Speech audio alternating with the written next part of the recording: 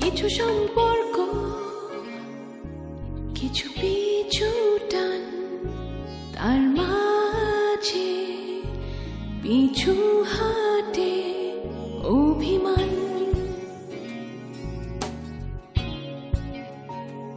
কিছু সম্পর্ক, কিছু পিছু টান, তার মাঝে পিছু হাটে অভিমান।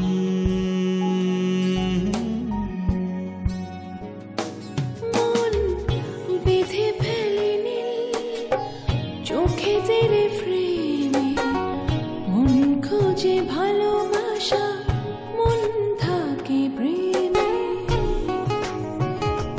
মন বেঁধে ফেলে নীল চোখেদের ফ্রেমে, মন খোঁজে ভালোবাসা, মন থাকে প্রেমে। সুখ আর দুঃখ হয় একাকার, জীবন সংসার। তোকে কিছু বলেছে ওই সম্পর্কে? দুলাভ ও সম্পর্কে তো কোনো কথাই বলে, এমন একটা ভাব ধরেছে যেন কিছুই ঘটেনি। আমি কিন্তু কাল ভোরের ফ্লাইটে যাচ্ছি। ও, তাহলে তো তোকে এখনই শুয়ে পড়তে হবে। ঠিক আছে বাবা, যা। আমি মনে মনে তোমার এত মৃত্যু কামনা করি, তারপরেও তুমি মরো না কেন রাখি? কে বুঝো?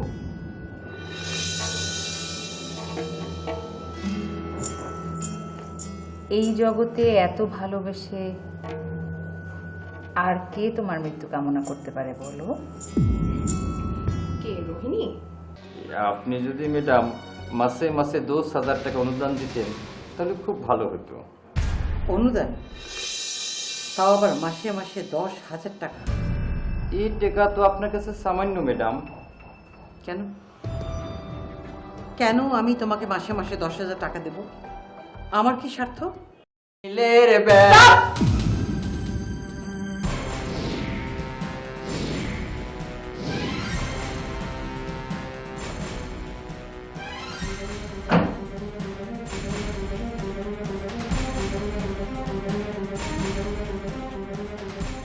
এখানে 5,000 টাকা আছে।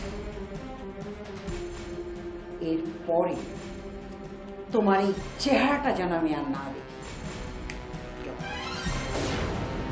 কিন্তু ম্যাডাম আমার তো দরকার ছিল 10,000 টাকা। ও না, ঠিক আছে, বুঝতে পারছি অত টাকা আপনার কাছে নাই। আপনি আরো 5,000 টাকা রেডি করে রাখবেন, আমি 2 দিন পরে এসে নিয়ে যাব। নইলে আমি তোমাকে পুলিশে দেব। ম্যাডাম আপনার মাইয়ার আপনাকে তার শ্বশুর বাড়ির লোকজন পুলিশে দেবে। বুঝছি বুঝছি, আপনি মাসে মাসে 5,000 টাকা দিলে চলবে, বাকি 5,000-এর জন্য আমি অন্য ব্যবস্থা করবে। সালাম ম্যাডাম। ওহ ম্যাডাম, আমি যে কাজটা এখন করলাম খুব খারাপ কাজ। আমি এখানে আসার আগে বিবেকের সঙ্গে অনেক যুদ্ধ করছি, কিন্তু যুদ্ধ করে দেখলাম খারাপ লোকের সঙ্গে খারাপ কাজ করলে কোনো পাপ হয় না। আর ম্যাডাম, ওই যে আপনাকে ব্ল্যাকমেল করে আমি কোনো অন্যায় করিনি, কারণ পাপ পুণ্যের বিষয়টা আমার খুব টনটনা। চলি ম্যাডাম। সালাম মাইজি।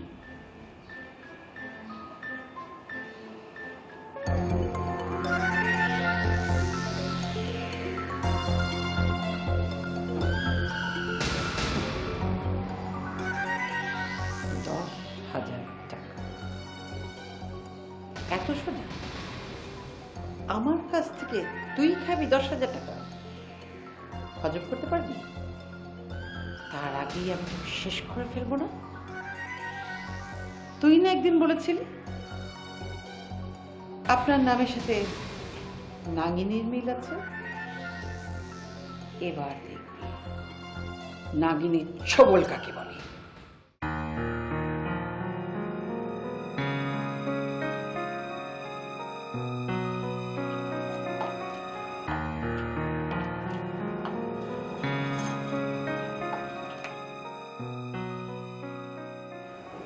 ফোনটা কি দিব? আচ্ছা দিই।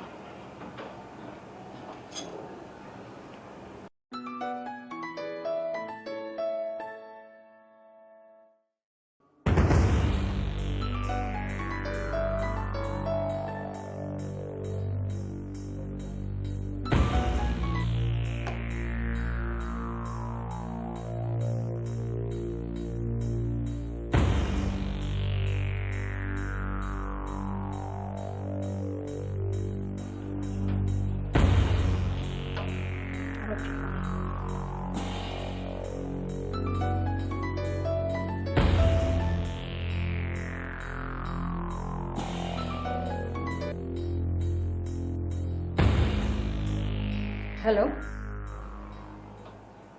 কেমন আছো? তুমি কি আমার সাথে মজা নিচ্ছ রাখি? কোনো কিছুতে যদি মজা লাগে তাহলে তো মজা নিতেই পারি। কি বলার জন্য ফোন দিয়েছো জলদি বলো। শোনো, তুমি নিশ্চয়ই ভাবছো যে আমি থানায় জিডি করেছি, জিডি করে তারপর তোমাকে কল করেছি, তাই না? কিন্তু তুমি ভুল ভাবছো। আমি থানায় জিডিটা করিনি। কেন করিনি জিজ্ঞেস করো? কারণ আমি জানি তুমি যে আমাকে মারতে চেয়েছো তার রাগের মাথায় মারতে চেয়েছো। তুমি মন থেকে কথাটা বলনি, কারণ তুমি রেগেছিলে, এমনিতেই রেগেছিলে। তার উপর আমি তোমাকে বলেছি যে তুমি একটা পাগল, কাজেই তখন তোমার এত বেশি রাগ হয়েছে যে তুমি আমাকে মারতে চাইতেই পারো। যাই হোক, বাদ দাও তো এসব কথা। এখন আমি তোমাকে কিছু বুঝের কথা বলি। এক্সকিউজ মি রাখি, তোমার কাছ থেকে আমার বুঝ নিতে হবে না, বুঝতে পেরেছো? হ্যাঁ,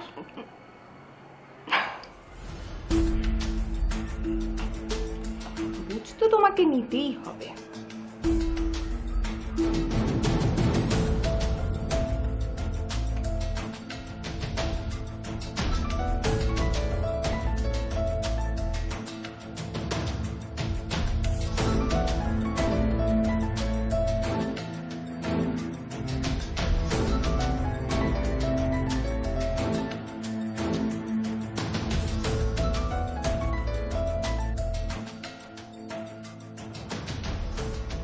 কোনো অসুবিধা নেই, আজকে তোমাকে আমি বুঝিয়ে ছাড়বো কত ধানে কত চাল।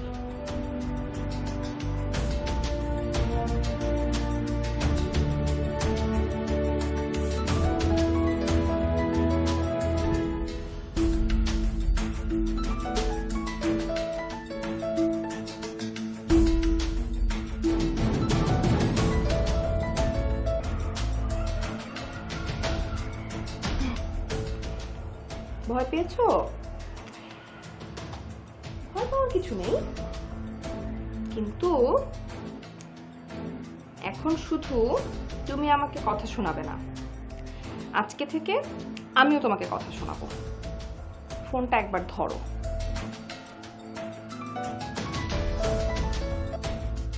তুমি আমাকে আর ফোন দিবে না, বুঝতে পেরেছো? ওকে ফাইন, তাহলে তুমিও আজকে থেকে আমাকে আর ফোন দেবে না, কথা দাও।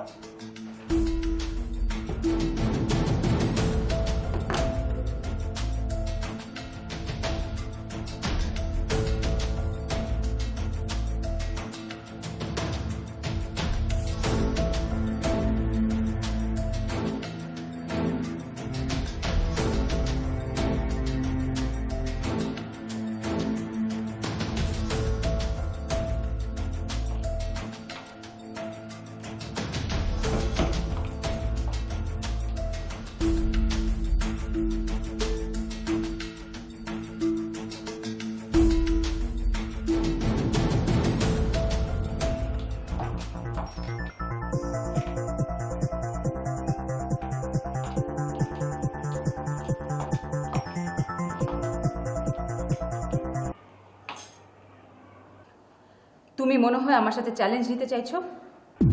হ্যাঁ, এতদিন তুমি আমাকে চ্যালেঞ্জ ছুড়ে দিয়েছো, আমি গায়ে মাখিনি। তবে আজ থেকে প্রত্যেকটা চ্যালেঞ্জ আমি মোকাবেলা করব। আচ্ছা শোনো, তোমাকে একটা ভালো বুদ্ধি দিই। তোমার যেই চেহারা, সেই চেহারা দিয়ে তো তুমি রোদনের মন জয় করতে পারবে না। একটা কাজ করো ভাই, তুমি প্লাস্টিক সার্জারি করে চেহারাটা চেঞ্জ করে ফেলো, কাজ হলেও হতে পারে। নিজেকে খুব সুন্দরী ভাবো না? আমি সুন্দরী সেটা তো তোমাকে বলিনি, তবে তুমি যে সুন্দরী নও সেটা বলেছি। আরে তুমি কি জানো প্রতিদিন হাজার হাজার লাভ SMS আমার মোবাইলে আসে। তাহলে তো খুবই ভালো কথা, তাদের কারো গলায় ঝুলে পড়ো। শুধু শুধু রোদনের পিছন কেন লেগেছো বলো? কারণ রোদনই একমাত্র ব্যক্তি যে আমার ভালোবাসাকে উপাখ্যান করেছে। আমি তো তাকে ছাড়বো না। আমি আমার ভালোবাসার প্রতিশোধ নেব। কিভাবে প্রতিশোধ নেবে? তার জীবনটা অশান্তিতে ভরে দিয়ে? শোনো রোহিণী, আমি রোদনের স্ত্রী। আমি বেঁচে থাকতে আমার স্বামীর মন কেউ অশান্তিতে ভরিয়ে দিবে আর আমি সেটা মুখ বুজে সহ্য করবো? তুমি এটা ভাবছো কি করে? হ্যাঁ শোনো, তুমি বলে দিয়ে ভালোই করেছো, আমি সতর্ক হয়ে গেলাম।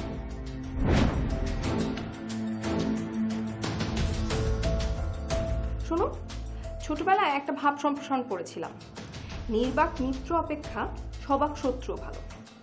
তার মানে কি জানো? মানে হচ্ছে যে শত্রু কিছু না বলে কাজ করে তার অপেক্ষায় যে শত্রু সব কিছু বলে দিয়ে চ্যালেঞ্জ ছুড়ে দিয়ে কাজ করে সেই শত্রু অনেক ভালো। তাতে কি হয় জানো? তাতে লাভটা এই হয় যে তুমি যার ক্ষতি করতে যাচ্ছ সে আগে থেকেই জেনে যায় যে তুমি তার কি ক্ষতি করবে। বুঝেছো? শোনো, আমাকে খুন করে তোমার কোনো লাভ হবে না। কেন জানো? কারণ তুমি জেলে পচে মরবে আর রোদনের সংসার করবে অন্য কোনো রাখি বা রুকিনি। বুঝেছো? রাখলাম।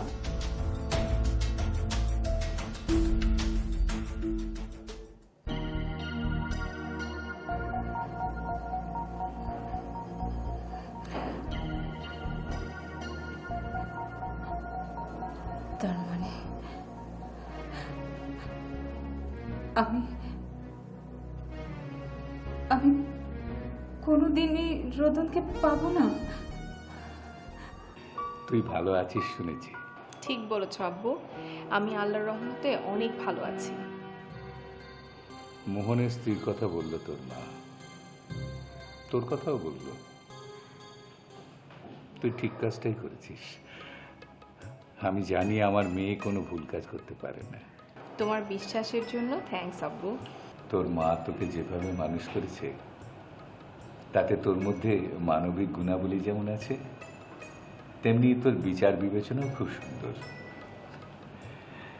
তোর মাকে পেয়েছিলাম বলেই আমার জীবন, আমার সংসার এত সুন্দর। তুইও তোর মায়ের সব গুণ পেয়েছিস। আব্বু, আমি তোমার সবগুলো পেয়েছি।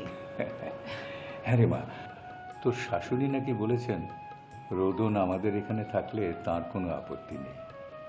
তুই রোদনকে বল সে আমাদের এখানে এসে থাকুক। তুমি কি বলো আব্বু এসব? লোকে তোমাকে ছিছি করবে না? কি বলবে জানো? বলবে দেখো ওর মেয়ের জামাই ওর বাড়িতে ঘর জামাই থাকে। এটা কি ঠিক? তখন তুমি মানুষের মধ্যে দিয়ে চলবে কি করে বলো? কেন? আমিও বলবো, হ্যাঁ আমিও বলবো যে কি বলবে সেটাই তো বলতে পারছো না আব্বু। আসলেই তো কি বলবো আমি? কিচ্ছু বলতে পারবে না। তার মানে তোকে আমি প্রতিদিন এভাবে কাছে পাবো না? আব্বু,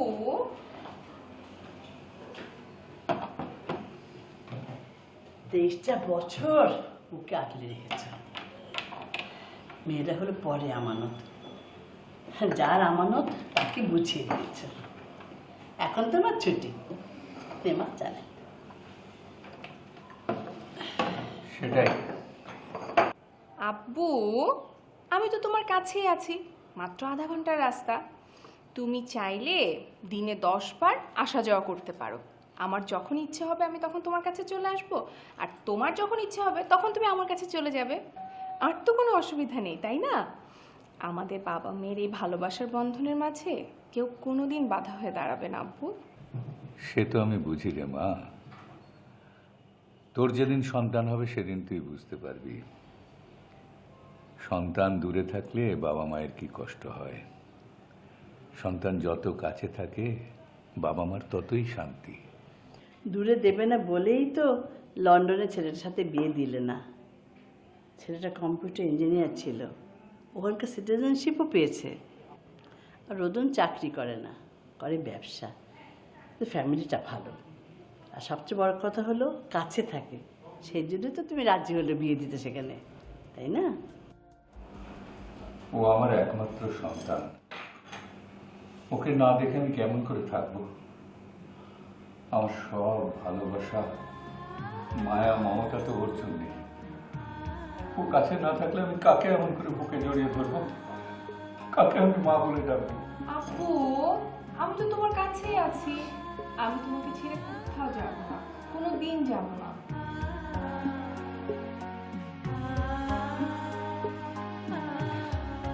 কিছুক্ষণের জন্য আমরা কেমন ছেলে মানুষ হয়ে গেছিলাম, তাই না রে মা?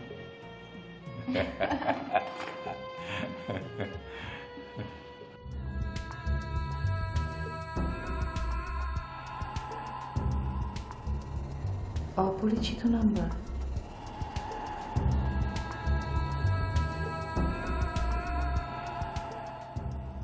হ্যালো। আসসালামু আলাইকুম ম্যাডাম। ওয়ালাইকুম সালাম। কে বলছেন? আমি সাপুরিয়া উজা বলতেছি ম্যাডাম। ওই আপনার শ্বশুর বাড়িতে যে সাপ ধরতে গিয়েছিলাম, ওই সাপটা আমি আপনার মায়ের সাপ্লাই দিছি ম্যাডাম। ও আচ্ছা আচ্ছা, তা কি মনে করে আমার কাছে বলুন? ম্যাডাম, আমার কিছু টাকা দরকার। টাকা? তা আপনার টাকা দরকার হলে আমি কি করব বলুন? আপনি দিবেন, বড়ই অভাবে আছি ম্যাডাম। আপনি মার সঙ্গে কথা বলুন। জি ম্যাডাম, মাইজির কাছে গিয়েছিলাম, তিনি আমারে 1000 টাকা দিছে, কিন্তু এই টাকায় তো আমার সংসার চলবে না। আমার আরও 5000 টাকার প্রয়োজন। 5000 টাকা আপনি দিবেন। আমি টাকা পাবো কোথায় বলুন? আমি থাকি শ্বশুর বাড়িতে, স্বামীর আর্নিংয়ে চলি, নিজে কোনো আর্ন করি না, মানে আয় করি না। সেক্ষেত্রে আপনাকে আমি টাকা দেবো কোত্থেকে বলুন? ম্যাডাম, আপনি কি বলছেন? এত বড় লোক মানুষ আপনি, এটা সেটা কেনার জন্য স্বামীর কাছ থেকে টাকা নেন না, সেখান থেকে জবাই আমাকে 5000 টাকা দিবেন। আপনার মা আমাকে 5000 টাকা দিতে রাজি হয়েছে, আর আপনি যদি 5000 টাকা দেন, মোট মিলে হলো 10000 টাকা। কোনো রকম আমার সংসার চলিয়া যাবে ম্যাডাম। মাসে মাসে দেব? মা আপনাকে মাসে মাসে 5000 করে টাকা দেবে? কেন? ম্যাডাম, ছোট মুখে বড় কথা বলি, উনি তো আমার কাছে ধরা, সেই জন্য দিবেন। কিভাবে ধরা? ধরা না, আপনার মা আমার সাথে মিলিয়ে ঝিলে আপনার শ্বশুর বাড়িতে যে সাপ পাঠাইছিল, আপনার শ্বশুর না শাশুড়ি কারের জন্য মারার জন্য, সেটা মনে নেই ম্যাডাম। ম্যাডাম, বড়ই অভাবের মধ্যে আছে। মানুষ আজকাল আর সাপের খেলা দেখে না, তাই সংসার চালানো দায় হয়ে গেছে ম্যাডাম। বউ পোলাপান নিয়ে বড় কষ্টের মধ্যে আছি ম্যাডাম। ভাবতেছিলাম কি করা যায়। শেষে আপনার মার কাছে গেলাম, তার কাছে গেলাম, টাকা চাইলাম। প্রথমে মাইজি রাজি হলো না। শেষে যখন বললাম যে আপনার শ্বশুর বাড়িতে সাপটা আমি দিয়েছিলাম, এই সাপের জন্য আপনাদের কোমরে দড়ি পড়ব, তখন টাকা দিতে রাজি হয়েছে।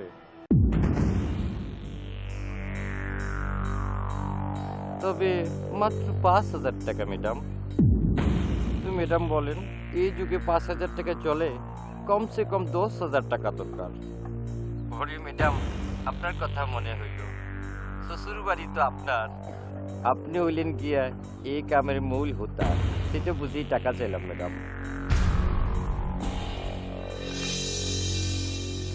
ভাগ্যটা আমার বড়ই ভালো ম্যাডাম। ওই সাপ ধরার আসার দিন আপনার মা আপনার ফোন নম্বরটা আমাকে দিয়েছিল, তা না হলে এই আপনার শ্বশুর বাড়িতে আমার আসতে হতো। আপনি তো রীতিমতো আমাদেরকে ব্ল্যাকমেইল করছেন। ম্যাডাম, আপনারা কি হোয়াইট মাইন্ডের লোক নাকি?